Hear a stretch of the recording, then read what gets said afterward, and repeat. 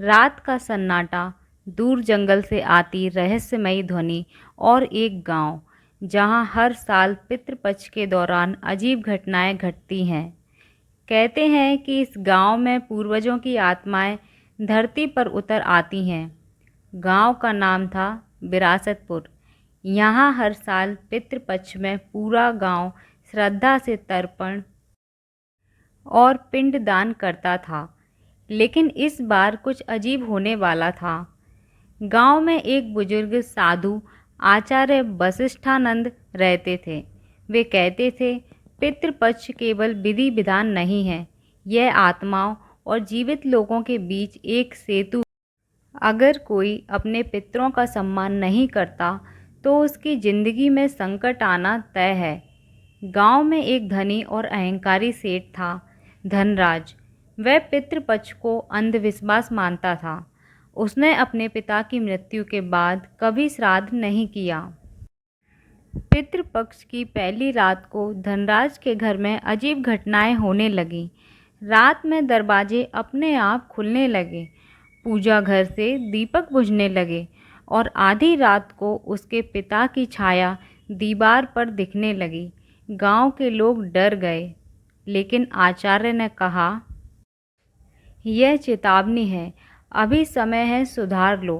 पर धनराज ने सबको मूर्ख कहकर भगा दिया। पितृपक्ष के 5वें दिन धनराज के बेटे राघव की तबीयत बिगड़ गई। डॉक्टरों ने जवाब दे दिया। उस रात राघव ने सपना देखा, दादाजी नदी किनारे खड़े हैं और कह रहे हैं, बेटा, हमारे लिए पिंडदान कर, नहीं तो तुम्हारे कुल की जड़ें सूख जाएंगी। सपना इतना वास्तविक था कि राघव नींद से चिल्लाकर उठा। अब गांव में हलचल मच गई।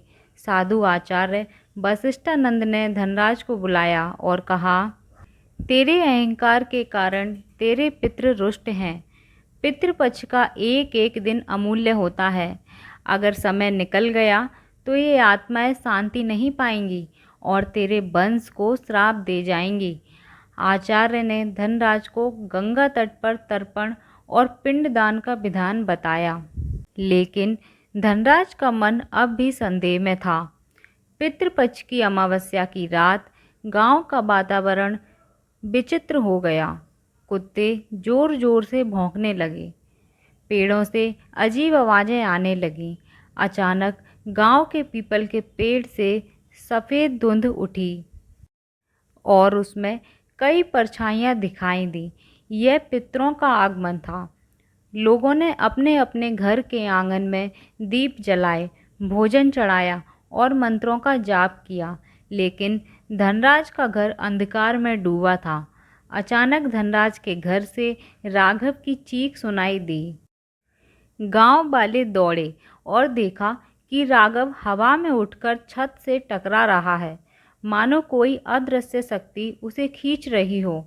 आचार्य वशिष्ठानंद ने तुरंत पवित्र मंत्रों का उच्चारण शुरू किया और कहा, पितरों का अपमान मत कर, अभी भी समय है। धनराज भयभीत होकर रो पड़ा।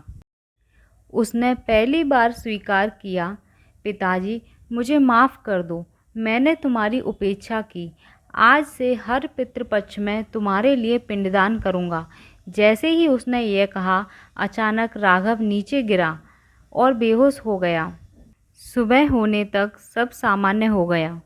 राघव होश में आया और बोला, मैंने दादाजी को देखा, वे मुस्कुरा रहे थे और आशीर्वाद देकर चले गए। धनराज ने उसी दिन गंगा तट पर जाकर बड़े धूमधाम से पिंडदान किया। गांव के लोग समझ गए कि पितृपक्ष सिर्फ परंपरा नहीं, बल्कि आत्मा और वंश के बीच एक गहरा संबंध है। कहानी यही संदेश देती है कि पितृपक्ष केवल रस्म नहीं, बल्कि अपने पूर्वजों के प्रति आभार है। जो लोग अपने पितरों को याद नहीं करते, उनका जीवन अधूरा रह जाता है, और जो श्रद्धा से पिंडदान करते हैं, उनके घर आशीर्वाद और समृद्धि से भर जाते हैं। तो दोस्तों, आज की कहानी यहीं समाप्त होती है। वीडियो पसंद आई हो तो इसे अपने दोस्तों के साथ शेयर ज़रूर करें, ताकि वे भी पितृपक्ष में इस तरह की गलतियां ना करें। और चैनल को सब्सक्राइब ज़रूर करें। धन्यवाद।